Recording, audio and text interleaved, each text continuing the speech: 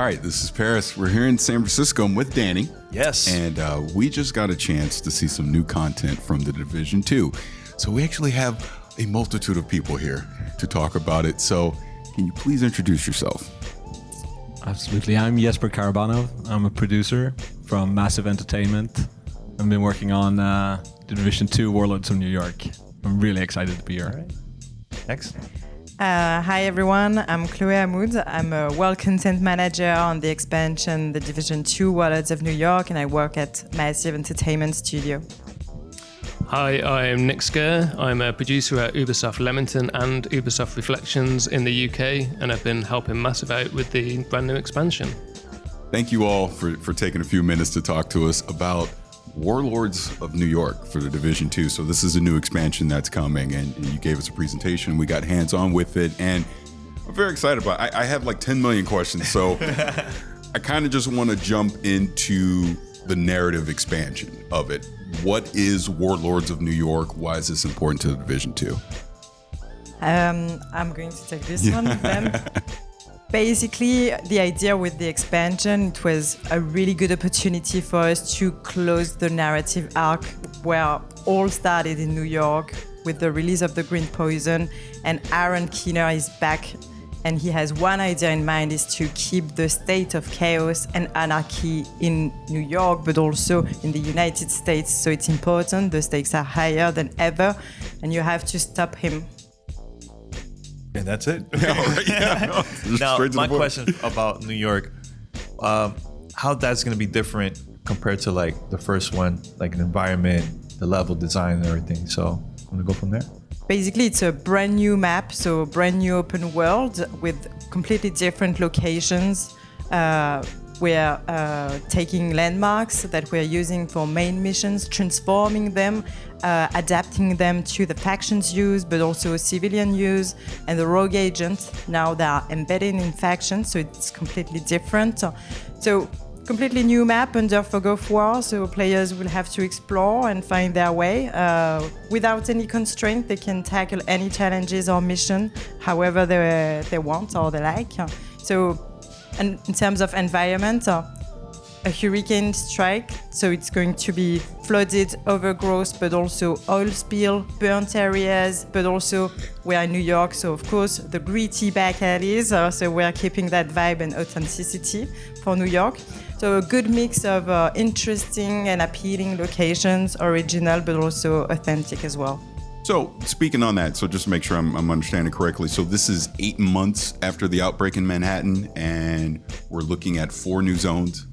Yes. Inside of Manhattan, and we're gonna have 5 missions and 8 side missions. Yes. And the thing that I really want to touch on, like obviously you're bringing up Aaron Keener, but along with him, we now have these 4 other rogue agents, but they tie into the, like you tackle these agents and their skills that are involved as well. So can you talk about that? Yeah. Absolutely. There's, like you said, 4 rogue agent lieutenants that are helping Aaron Keener. And they have their unique backstories and reasons why they're with him. But for me, the really cool thing with this is that we've given them each one unique new skill. And so you get to fight them in a new type of epic boss battles that we've never done before. Did that. It was really good. Yeah, really good. And it's so nice when you as a player can learn those mechanics while they're being used against you. Yeah. And I really like when you then finally get to, take them down, and you walk over there and you just steal his skill from his body, and you're like, hey, I have a new toy. And you know what I immediately thought of when we were doing that, because I'm forgetting the agent, we fought his name exactly. But Theo Parnell. Thank you. And he's doing the cloaking, and he's going back around and forth, and you get to take that skill at the end. First thing that popped in my head was Mega Man. I go, oh, this is Mega Man. When you defeat the boss, you get to take his skill, and now you get to use it in the world. So that's really cool.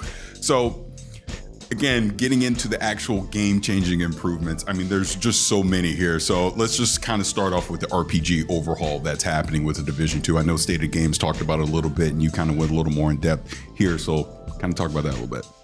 Yeah, so one of the major changes we wanted to do was to change like the really the intricacy and how the gear works at the RPG level and the stats. So we started looking at how the stats work on gear and weapon, and we removed the stat budget system that we had before and went back to something more similar to the Division 1's god rolls. And by doing that, you can whenever you find a new piece of loot, you can see how valuable it is and how good of a roll it is. And that way you can take that with you and go back to your base of operation and store the best parts of those loot in your new recalibration stat storing library. Being able to use that on any of your future builds. Right. So what you're saying is you're bringing in the importance of everything that drops in the world can be important to you, and there's going to potentially there's a unique stat inside of any weapon that drops in the game that you can add to your potential build. Yeah, exactly. So with the new god rolls, it is so much easier for us to show you that this piece of loot is better for you here and here, and really that makes it very easy to make all loot more meaningful for you. The other thing as well is it's the perfect time to make this change because we have a brand new campaign to play through. We're increasing the power levels, so you're going from 30 to 40, so you're going to be finding so much loot that's much more meaningful now for you as a player as you get new strength and skills as you're playing through this campaign. Yeah, and I can even say just in my brief hands-on right now, some blues would drop, some greens would drop, and it was more simplified, which I think is the importance of this, that I'm like, oh, I can immediately identify, oh, that's better than what I got on already. Yeah, I better keep this because I could use this later. That kind of thing. Yeah, you should be able to quickly see, this is something that I need and I'm excited about, and I don't need to spend time comparing stats. The complexity is still there underneath. We're just making it a lot more readable and accessible for everyone. Now, one thing I want to get to, sorry, I know I'll talk forever, is the build diversity. Because currently in the Division 2, I know I kind of talked to you a little briefly before this, one of my main complaints has been that there's no incentive for me to diversify my build. Basically, go with the highest damage I possibly can, and I can tackle anything in the game, and I'm going to be able to solve it, be it a raid, stronghold, or whatever the case may be. But I noticed you made an emphasis on build diversity as we go into Warlords of New York. So can you talk about that a little bit? Yeah, so one of the major changes is really the refactorization of our skill power system. So now, instead of being used as a sort of unlock criteria for your skills and skill mods, it's now flipped around to skill power. And so as a user, you'll easily be able to tell how good is my skill, right? And also for other players, when someone puts out the turret in front of you, you'll be able to read the skill power tier of that turret and be able to determine if you can sort of, maybe I can take a couple of hits, or I should really look out for this one, right? And so we've changed how the skills work to make it more easy to understand how you build a skill build, right? It used to be possible, but you had to be really deep down in it. Yeah, really had to deep dive in there, absolutely. And then we've changed around how the skill mods work as well, to work more similar to weapon mods, to be more intuitive, yeah. One part that I love about the first game was global events. So during your presentation, when you announced that, I was like, oh man, they're back. Now I'm really going to get into this. So let's talk about that, how that could be different than the previous one, and also seasons, leagues. I know you want to talk a little bit about that. Do you want to start, Nick? Yeah, so my studio's actually worked on these new global events. We're not going to go too much into the details of what they are today, but we can tell you in the first season there's going to be 3. And these are brand new mechanics for Division 2 Warlords of New York, so we're not using any of the pre-existing ones from Division, and they're just really cool. They certainly change the way the game plays. They have their own unique visuals and make the player either feel powerful or less powerful depending on how the mechanics flip around. So we're really looking forward to seeing players tackle those. See, I love using the clan feature. Are we going to see anything new from that too? Now with the expansion or no? We're not making any changes to clans. We're really proud of what we did so far, and you'll have your own clan space in a haven in New York City, so you never have to travel back to Washington. But yeah, we're really proud of clans as it stands at the moment, and we hope players will utilize that feature as they travel around in New York. Yeah, so you mentioned a lot about New York. What about Washington, D.C.? Are there going to be any changes from there too? Or is more New York City? Absolutely. When the players finish the main campaign of Warlords of New York, going from 30 to 40, and going on that hunt for Aaron Keener, once they're finished with that, the end game really opens up, and they'll be able to go anywhere they want, all over New York, but obviously also in Washington, D.C. And there are some new interesting things to find in Washington, D.C. And one of the things that we're really excited about is the legendary difficulty. Okay. So you're not going to elaborate on that legendary difficulty, are you? You're like, you'll find out. So let me throw this one at you then. The Dark Zone. So you mentioned that you're going to revitalize the Dark Zone. So can you kind of elaborate on that and tell me what people can expect with this Dark Zone 2.0, whatever you want to call it? So we really wanted to bring back some of the experience of the First Division. And so to that end, we're putting a real emphasis on player-to-player interaction. We're making sure that all of the loot within the Dark Zone now has to be extracted. So currently there are some items that you can just immediately take out. But we really wanted to get back to that core loop of finding the loot, taking it to the helicopter, and then wondering, is there someone here waiting to steal this? Oh, you might be a player that likes stealing as well. But as well as that kind of player-to-player combat situation, we also want a bit of a cooperation. So if you see a downed agent and you go and decide to help them out, we're also going to reward those play styles as well.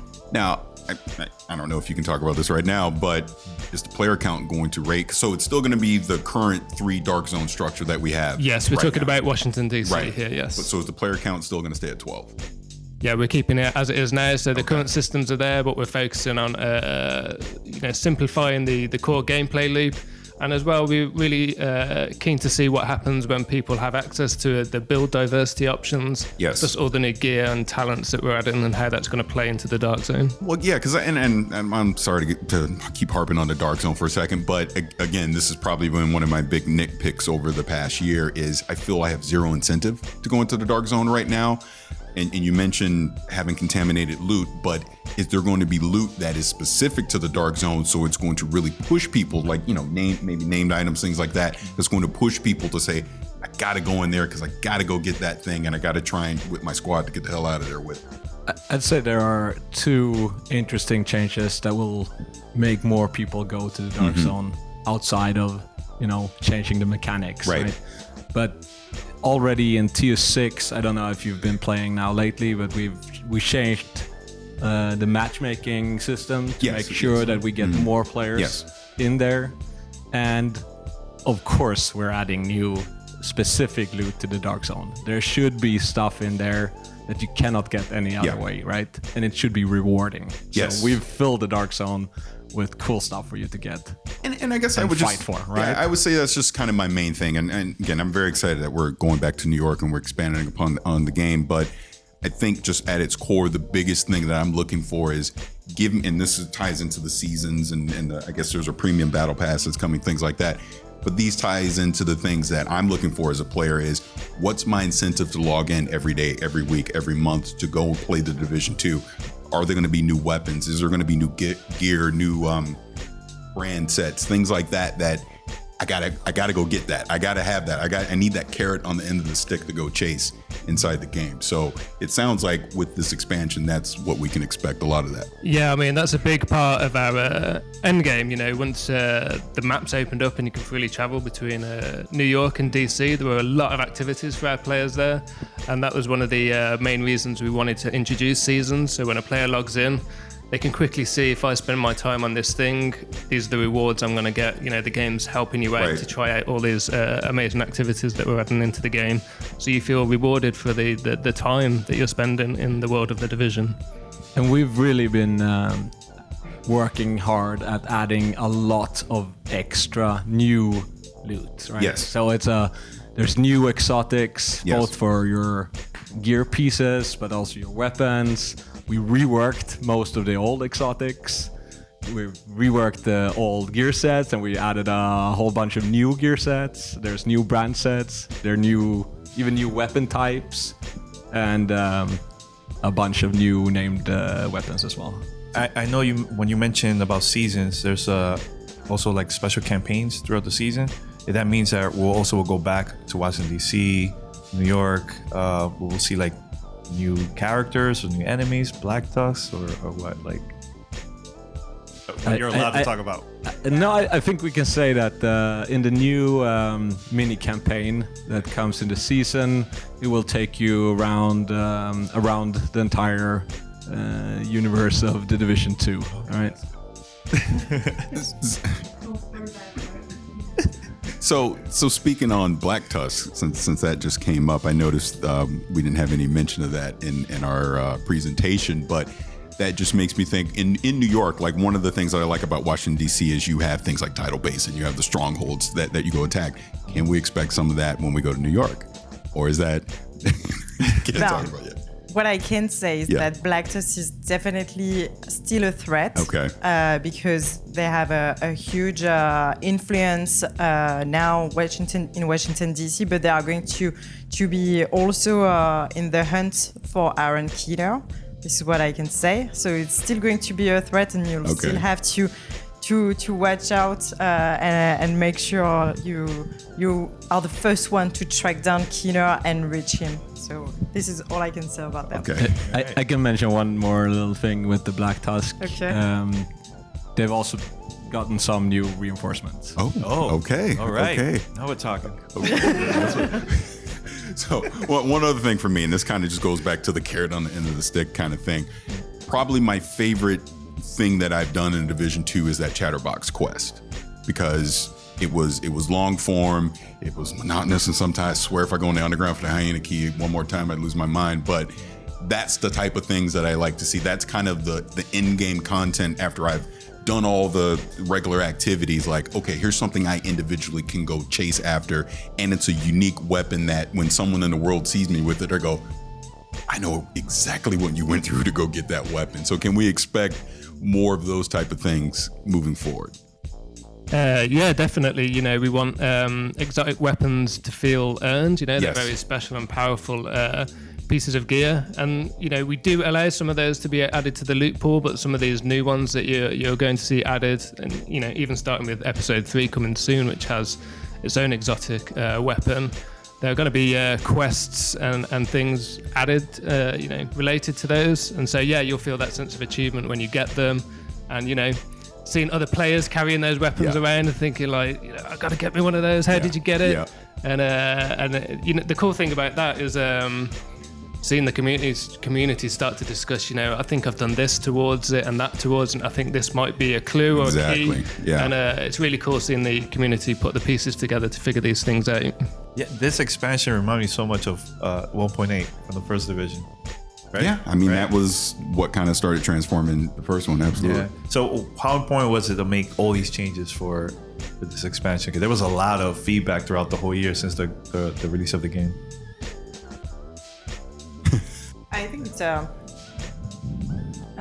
a great question, and again, the Division is a live game, and we keep on learning throughout the community's feedback. It's really important for us to make these changes when we can, and the quickest way possible, and the better, to improve the players' experience. We want them to have fun. We want them to really explore and not being frustrated. So we worked on all of these elements. We listened to the community's feedback a lot, to improve accessibility, onboarding, and tutorialization, improve all of these aspects to make sure everything comes together and create the best experience possible. So now we have a brand new expansion, new map, new activities, and new challenges. So all these improvements that the players are going to be able to tackle in the expansion are going to be able to be seen in Washington DC as well. Like, even if you're not ready to jump into the expansion, then these improvements are going to be seen in your daily basis fight in Washington DC as well. Yeah, one more question for me.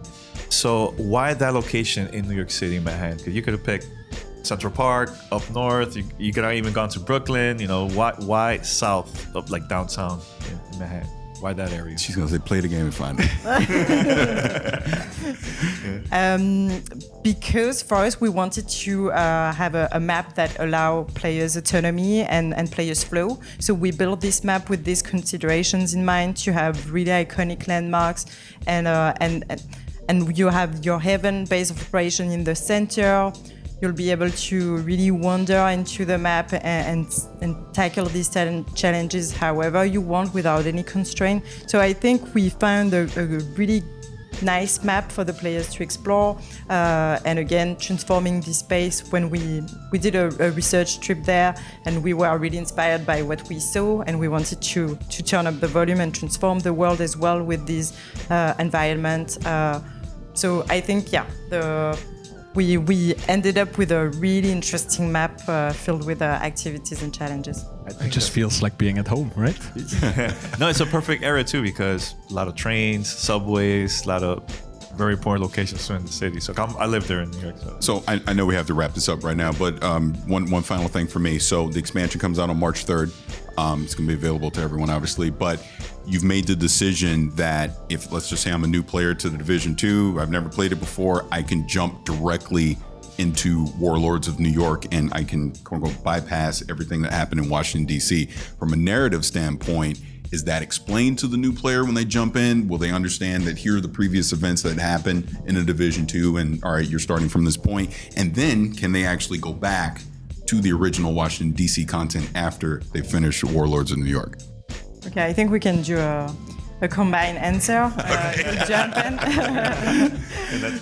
But for again, when we started to work on the expansion, we had one idea in mind also, is to make sure everyone can jump in and there is no barrier, there is no misunderstanding or players feel excluded from the experience because they don't understand who these characters are or who these factions are. So the first few hours of the expansion, everything will going to be accessible and really tutorialized throughout.